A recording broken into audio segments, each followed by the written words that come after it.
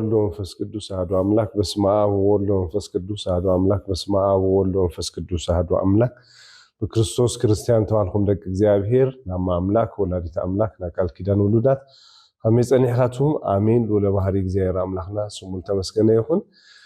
በብግዚኡ እናሐለወ ትምህርተ ሃይማኖት ክንመሃር ልፈቀደልና አምላክና ኢየሱስ ክርስቶስ ተመስገነ ይሁን።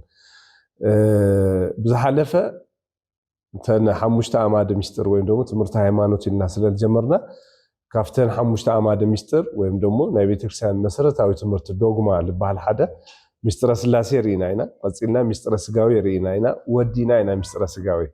ምስጢረ ስጋዊ ኣስፈሕ ቢልና ኣምለእ ቢልና ብልተኻለ መጠን ኣሚርና ኢና። ሳልሳይ ምስጢረ ጥምቀት እዩ።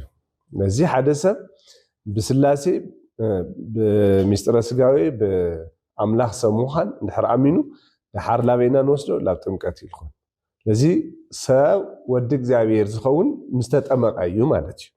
እንድሕር ሃሙል እንድሕር ኮይኑ ጥምቀት ታይ ማለት እዩ? ኢና ንርኢ ኸዚ ምስጢረ ጥምቀት ንምንታይ ተባሂሉ እዩ?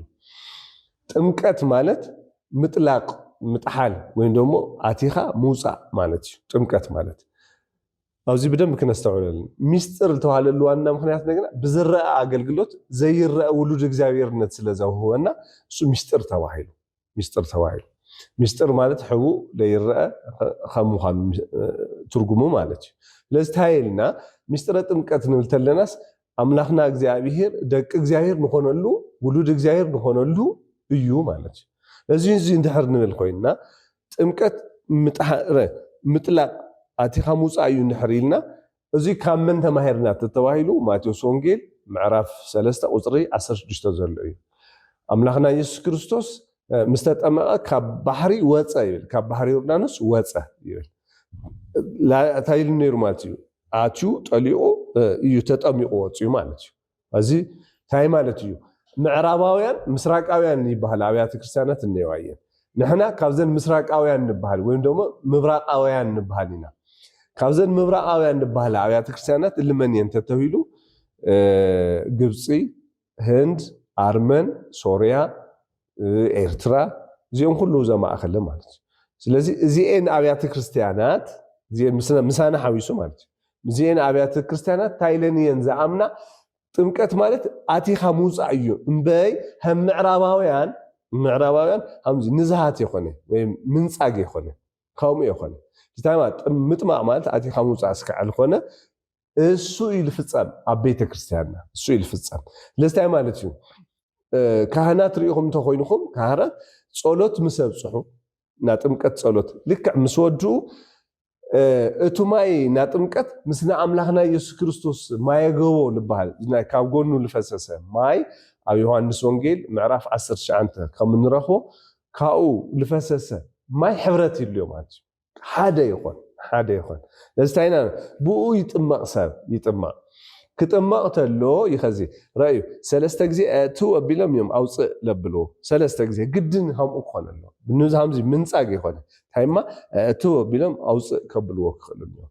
ንምንታይ እዚ ብደንብ ኣስፊሑ ኣምሊኡ ለምህረና ቅዱስ ጳውሎስ እዩ። ሮሜ ምዕራፍ 6 ካብ ቁፅሪ 3 ጀሚሩ ዘሎ ብዙሕ ትምህርቲ የምህረና እዩ። ኣብታ ምዕራፍ ሳሲ እንታይ ይብለና? ምስ ኣምላኽና ኢየሱስ ክርስቶስ መቃብርን ትንሳኤን ወይ ድማ ሞትን ትንሳኤን ብጥምቀት ሓቢርኩምዎ ኢኹም ይብል። ብምንታይ? ብጥምቀት። እዚ ኣምላኽና ኢየሱስ ክርስቶስ ኣብ ከርሰ መቃብር እንደይ መዓልቲ ሓዲሩ 3 መዓልቲ ኣስተውዕሉ። ድሓር ተላዒሉ ዶ ወት ተላዒሉ ተንስኡ። ስለዚ ይብል ምጥላቕና ምስ መቃብሩ ምስ ሞቱ ሕብረት ምፍፃምና እዩ። ካብኡ ምውፃእና እንደገና ምስ ትንሳኤኡ ምሕባርና ምስ ትንሳኤኡ እዚ 3 ግዜ ትፍፀም ተሎ ሓደ ዓይነት ኮይኑ ግን 3 ሻዕ እቲ ውፅእ 3 ሻዕ ምዃኑ ና ስላሴ ምስጢር እዩ። እቲ ውፅእ ማሉ እንደገና ኣብ መከርሰ መቃብር ሓዲሩ ኣምላኽና ኢየሱስ ክርስቶስ ምልዓሉ ምስ ኣብነት ምሳሌ እዩ።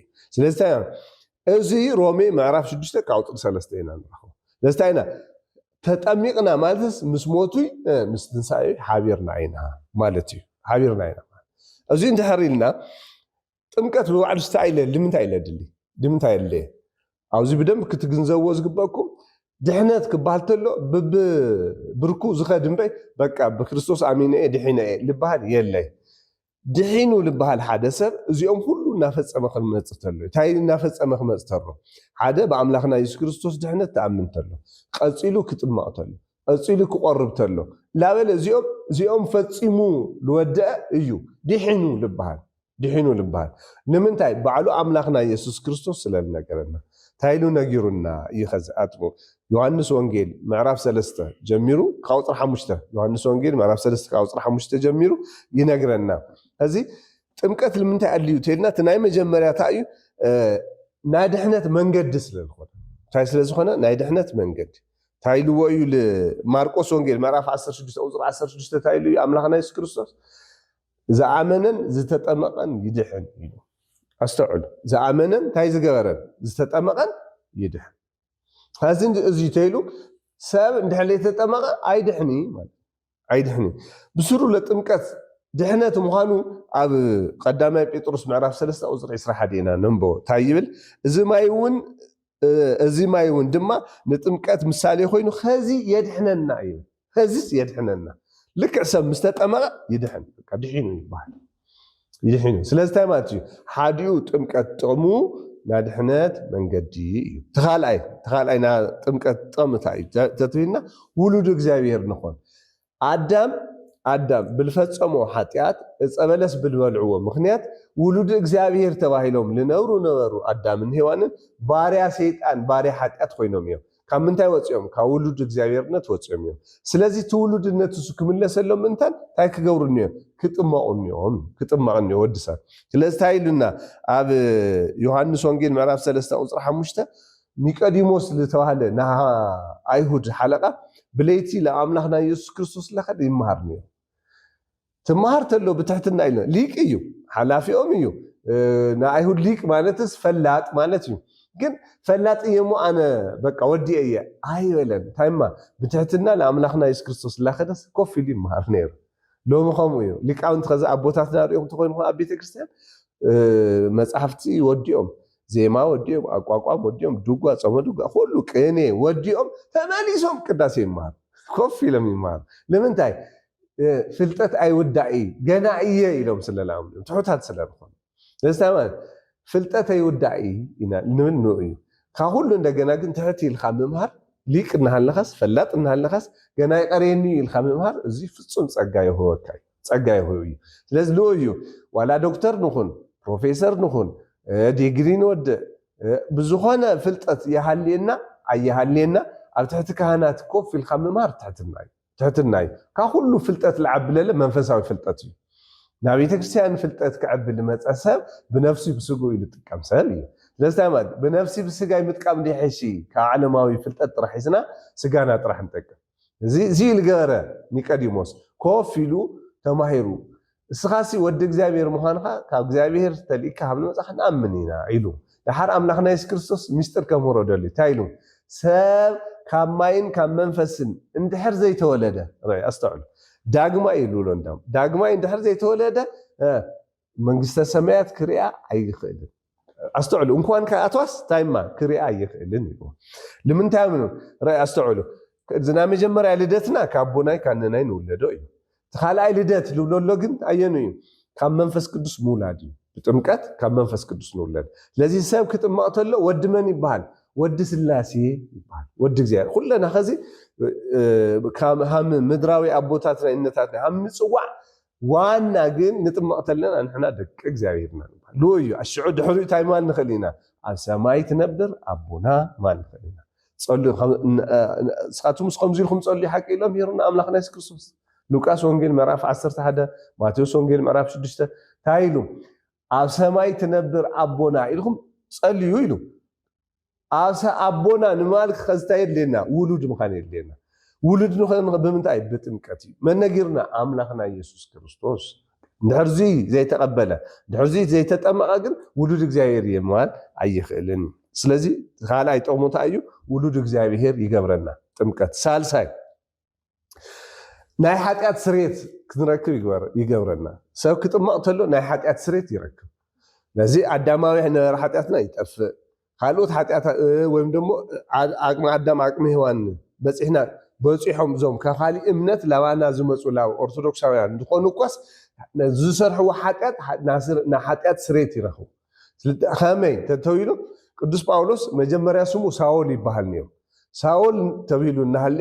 ግብረ ሐዋርያት ምዕራፍ 8 ከም ንረኽቦ ንቅዱሳን ሐዋርያት ከሳድድ ትእዛዝ ተውይዎ ካብ ፈሪሳውያን ደብዳቤ ሁሉ ልክቐትል ስልጣን ተውይዎ ከይኸድ ነይሩ እና ግብረ ሐዋርያት ምዕራፍ 9 ታይና ንርኢ አምላኽና ኢየሱስ ክርስቶስ ብመብረቕ ተገሊጹሉ ምስ ተገለጸሉ ትመውግኢ ሓፂን እንድሕር ትቃወሙ ኮይንካ ንዓኻ ክእሰካ እዩ ምስ በሎ መን ኢኻ ንስኻ ጎይታይ መን ኢኻ ንስኻ ኢልዎ ኣነማ ወዲ ናዝሬት ኢየሱስ ክርስቶስ እየ ንዓይ ተሳድድ እሱ ከዚ ንሐዋርያት ከሳድድ እዩ ኸይዱ ንክርስቲያን ከሳድድ እዩ ኸይዱ ንኣቶም ምስዳድ ንክርስቲያን ምስዳድ ንክርስቶስ ምስዳድ እዩ እሞ ኣስተውዕሉ እዚ ግን ደቂ ክርስቶስ ክንበሃል ግን አንተ ከም ዝተማርናዮ ክንጥምቕ እኒአና ምጥማቕና ግን ይኸዚ ንሓጢአት ስርየት ንረክብ ዳሓር ታይልዎ ኣብ ግብረ ሐዋርያት ምዕራፍ 22 ቁፅሪ 16 ከም ንረኽቦ ሃናንያ ዝተባሃለ ሐዋርያ ከም ጠምቆ ተሎ ቅዱስ ጳውሎስ በል ተስእሞ ንኣምላኽና ኢየሱስ ክርስቶስ ስም እናፀዋዕኻ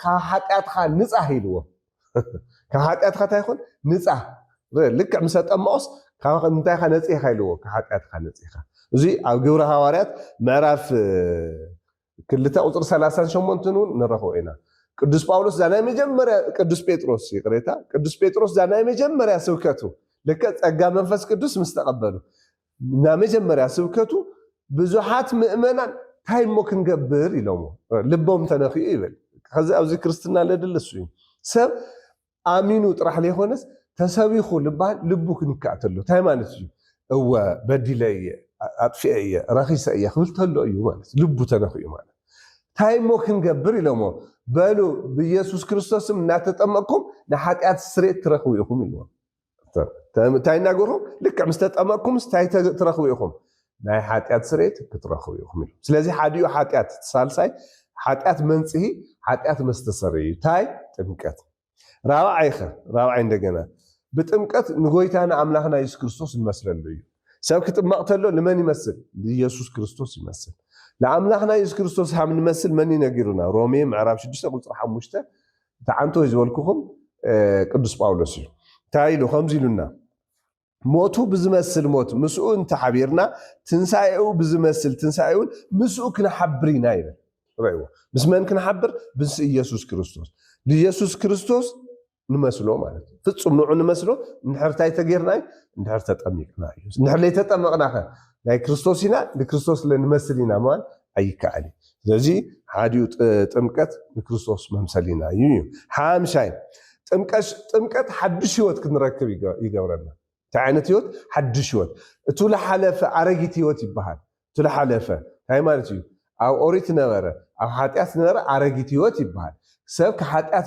ክነፅህ ተሎ እንታይ ረኺቡ ይበሃል ህይወት ረኺቡ ይበሃል ወይም ድሞ ሓድሽ ህይወት ረኺቡ ይበሃል እዚ እውን ኣብኡ ኢና ንረኽቦ ሮሜ ምዕራፍ 6 ቁፅሪ 4 ሮሜ ምዕራፍ 6 ቁፅሪ 4 እምበኣር ከምቲ ክርስቶስ ብናይ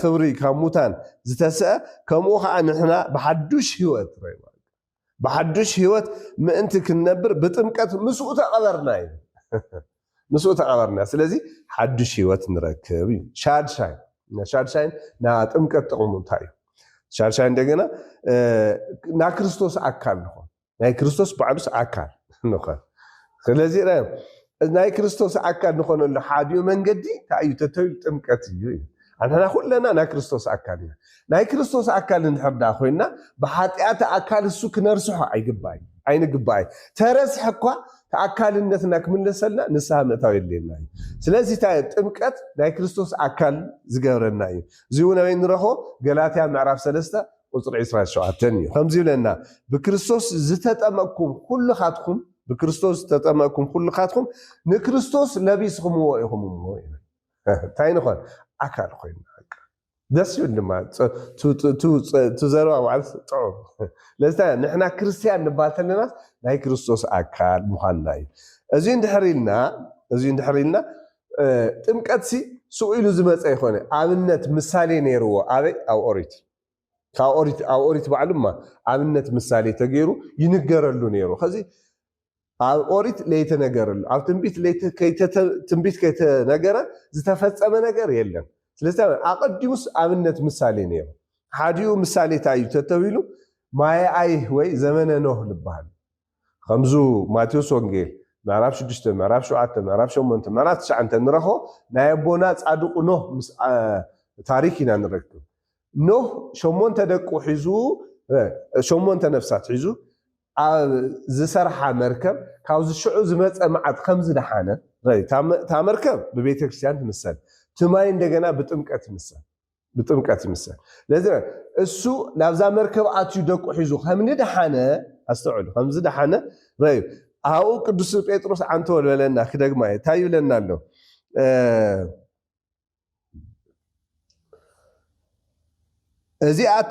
እዚኣቶም እቶም ብዘመን ኖህ እታ መርከብ ክትስራሕ እንተላ እግዚኣብሔር ብትዕግስቲ እናተፀበዮም እንተሎ ምእዛዝ ዝኣበይዎ እዮም። ኣብታ መርከብ ውሑዳት ማለት 8 ነፍሳት ብማይ ደሓኑ። ብምንታይ ደሓኑ? ብማይ ደሓኑ። ርአዩ 8 ነፍሳት ብማይ ደሓኑ። እዚ ማይ ድማ ማለት ጥምቀት ምሳሌኡ ኮይኑ ሕዚ የድሕነና እምበር ናይ ሰብነት ርሕሳት ዝሓፅብ ኣይኮነን። ሰብ ክጥማቕ ተሎሲ ናይ ሰውነቱ ርሕሳት ልከ ሰብ ማንም ሃም ንሕፀብ ማለት ይኮነን። ካማ የድሕነና እዩ። ኣየኑ ምሳሌ ገይሩ ረዩ ኣቦና ኣዳም ማን ኣቦና ኖህ ብቱ ማይ እሱ ሃምሊ ደሓነ ካብቲ ማይ እሱ ሃምሊ ደሓነ እሱስ ናይ ጥምቀት ምሳሌ ነይሩ ይብለና ቅዱስ ጴጥሮስ። ተኻልኣይ እንደገና እስራኤላውያን ኣብ ግብፂ 430 ዓመት ነይሮም። 430 ዓመት ምስ ፀንሑ ባርነት ግዞት ስለዝኸፍኦም ስለለኽበዱሎም ሻዓይቱ እግዚኣብሔር ድምፆም ሰሚዑ ናይ ንራሄል ድምፂ ንብዓት ሰሚዑ መፅኡ ብሊቀ ነቢያት ሙሴ መሪሕነት ካብ ግብፂ ላብ ዓዶም ወሲድዎም እዩ፣ መሊስዎም እዩ፣ ነፃ ውፅዎም እዩ። ክምልሶም ከሎ ርአ ኣስተውዕሉ ናብ ካንኣን ንምሽጋርማ ባሕሪ ኤርትራ ተሻጊሮም እዮም። ባሕሪ ኤርትራ እሱ ባሕሪ ኤርትራ ዝተሻገርዎ እሱሲ ናይ ጥምቀት ምሳሌ እዩ ይብል መን? ቅዱስ ጳውሎስ ኣበይ? ቀዳማይ ቆሮንቶስ ምዕራፍ 10 ካብ ቁፅሪ 1 እስካብ 2 ቀዳማይ ቆሮንቶስ ምዕራፍ 10 ካብ ቁፅሪ 1 እስካብ 2 እቲ እሳቶም ዝተሻገርሉ ደመናን ርአ ኣስተውዕሉ ባሕርንሲ ናይ ዝኸዚ ጥምቀት ኣብነት ምሳሌ እዩ ይብል ረይዎ ተሳቶም ተሻገርዎ ባሕርስ ናይ እንታይ ምሳሌ እዩ? ንሕና እውን ካብ ናይ ሓጢኣት ባሕሪ ተሻጊርና ገነት መንግስተ ሰማያት ለውርሰና እዩ እሞ ጥምቀት ናዩ ምሳሌ ኣብነት እዩ ይብለና። ሳልሳይ ናይ ግዝረት ብኦሪት ዝነበረ ግዝረት ምሳሌ እዩ ጥምቀት። እዚ እንታይ ማለት እዩ? ዘፍጥረት ምዕራፍ 17 እግዚኣብሔር ቃል ኪዳን ኣትሉ ነይሩ ልመን ለቦና ኣብርሃም ናቱ ቃል ኪዳን ምልክት እንደገና ንስኻን ደቅኻን ተገዘሩ ኢልዎ ነይሩ። ተገዘሩ እስካዕ ከዚ ኣብ ዓድና ትግዝረት እሱ እኒኦ እዩ። ተገዘሩ እሞ ለይተገዘረት ነፍሲ ግን ካባኻቱም ተፈልያ ትጥፋእ እስካዕ ማል በፅሑ እዩ። ስለዚ እንታይ እዩ ኣምልኮ እግዚኣብሔር ዝፍፅሙ ደቂ ኣብርሃም ክበሃሉ ግድን ምልክቶም እንታይ ነይሩ? ግዝረት ነይሩ። ካብ 8 ቆልዓ ተወሊዱ ኣብ መበል 8 መዓልቱ ይግዘር ነይሩ ሻይቱ እሱሲ ቅዱስ ጳውሎስ እሱሲ ኣብ ቅዱስ ጳውሎስ እንታይ ይብለና? ትግዝረት እሱ ካልኣይ ቆላሲስ ምዕራፍ 2 ካብ ቁፅሪ 11 እስካብ 12 ቆላሲስ ምዕራፍ 2 ካብ ቁፅሪ 11 እስካብ 12 እንታይ ይብለና?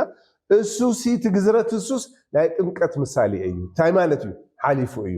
ነዚ ኣዋና ዘመን ልጥዕናና ኢና ንግዘሮም በይ ይኸዝ ልጥዕናና ኢና ግዝረት ንፍፅም እምበይ ግዝረት መድሓኒት የኮነ ይኸዝ ኣየድሕነና ናይ ምትክ እንታይ ኮይኑ ይብለና ኣሎ? ጥምቀት እዩ። ከዚ ለድሕነና ወይም ኣምልኮ እግዚኣብሔር እኒና ዘብል ወይ ደቂ ውሉድ እግዚኣብሔር ኢና ዘብል ወይም ደሞ ሃይማኖተኛ ኢና ዘብል ጥምቀት እዩ እምበይ ግዝረት ኣይኮነን እዩ ዝብለና ኣሎ። ስለዚ ምግዛር ከዚ ኣየድሕኒ እንታይ ደኣ ናይ ጥምቀት ኣብነት ምሳሌ እዩ። እዚ እንድሕር ኢልና ጥምቀት ኣብ ኦሪት ነይሩ እዩ። ኣብ ኦሪት ነይሩ እዩ። እሱ ዝጥምቀት እሱ ግን ዝምጥማቕ እሱ ሓደ ግዝያዊ ስርየተ ኃጢአት ንምርካብ ግዝያዊ እንታይ ማለት እዩ? ካብ ሕማም ካብ ኩናት ካብ ካሊእ መከራ ካብ ጥሜት ከድሕኖም እምበር ገነት መንግስተ ሰማያት ከብፅሖም ኣይኮነ። ነሻዓይቱ ነበረ ስርየተ ኃጢአት መስዋዕት ይፍፀም ነይሩ። ግን ካብኣቶም ሓደ ንዝሃት ወይ ደግሞ ጥምቀት ይፍፀም ነይሩ። ኣበይ ንረኽቦ? ዘህሉቅ ምዕራፍ 8 ካብ ቁፅሪ 5 ክሳብ 7 ዘህሉቅ ታይብል እግዚአብሔር ድማ ንሙሴ ከምዚ ይበሎ ኣዛዝመን እዩ እግዚአብሔር ታይልዎ ንሌዋውያን ካብ ማእከል ደቂ እስራኤል ወሲድካ አንፀህዮም ከምዚ ጌርካ እውን አንፀህዮም እቲ ኃጢአት ዘንጽህ ማይ ንጸገሎም ታይ ዘንጽህ ኃጢአት ዘንጽህ ማይ ንጸገሎም ስለዚ ስሬት ኃጢአት መግነይ ኣብ ኦሪት ታይ ነይሩ ምንዛሕ ሓምፀበል ይቆፅርዎ ነይሮም ማለት እዩ ተኻልኣይ እንደገና ተኻልኣይ ጥምቀት ዮሐንስ ይባሃል ጥምቀት ዮሐንስ ድማ ናይ ንስሐ ጥምቀት ይባሃል መን መጥምቀ መለኮት ቅዱስ ዮሐንስ ኣብዚ ብዙሓት ዮሐንሳት እዮም ነይሩ ኣብ መጽሓፍ ቅዱስ ለዚ ፈሊና ክንፈልጥ ኣለና እዚ ወዲ ካህኑ ዘካርያስ ወዲ ቅድስት ኤልሳቤጥ እዩ እዚ መጥምቀ መለኮት ቅዱስ ዮሐንስ ዝበሃል እዩ እዚ መጥምቀ መለኮት ዝተባሃለሉ ዋና ምክንያት ለአምላክና ኢየሱስ ክርስቶስ ስለለጠመቀ መጥምቀ መለኮት ይባሃል መለኮት ለተዋሃደ ስጋ ለተዋሃደ መለኮት ስለ ዝኾነ አምላክና ኢየሱስ ክርስቶስ እዩ መጥምቀ መለኮት ይባሃል እሱ የጠምቅ ነይሩ እዩ ማቴዎስ ወንጌል ምዕራፍ 3 ቁጥር 11 ከም ዝንረኸው የጠምቅ ነይሩ ለሰባት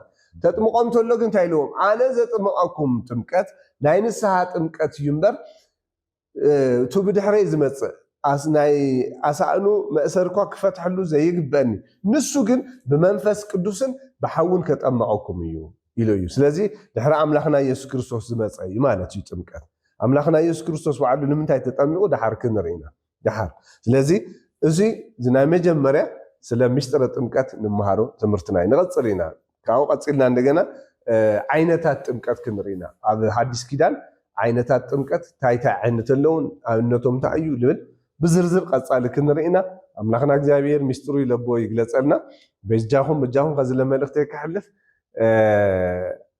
ዝሓለፈ ዘምህርናዮም ትምህርቲ ሃይማኖታት ተኸታተልዎም ረእይዎም ስምዕዎም እሱ ክትሰምዑ ተለኹም ስለ ሃይማኖትኩም ፍልጠት ይልየኩም ድሓር ንዝሓትኩም እውን ብኣግባቡ ንምምላስ ይጥዕመኩም ንባዕልኩም ፍልጠት እውን ፅቡቅ እዩ ካብ ጥርጥር እውን የድሕነኩም እና ዝሓለፉ ትምህርትታትና ረእይዎም ኢኹም ተማሃሩ ኢኹም ኣምላክና እግዚአብሔር ናይ ቀጻሊ ሰባት ይበለና ወስብሐት ለእግዚአብሔር